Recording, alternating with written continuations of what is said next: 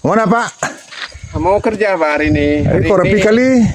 Ya, petani itu kan tidak selamanya terkesan kumuh, lusuh. Jadi kita harus memuliakan profesi kita sebagai petani. Kita harus membangkitkan kehidupan petani. Kita harus tunjukkan kebanggaan kita sebagai petani. Tidak harus selamanya petani itu gambarannya kumuh, kusam, dan nyonyot pakaiannya. Dia harus rapi. Ini bagian memuliakan profesi sebagai petani.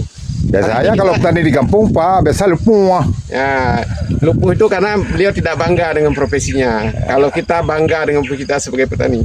Hari ini kita ingin coba menanam durian. Ini sudah siap durian untuk ditanam. Durian apa Pak? Ini ada durian musangking, ada durian bawor, ada apa namanya, supur tembaga, dan ada montok.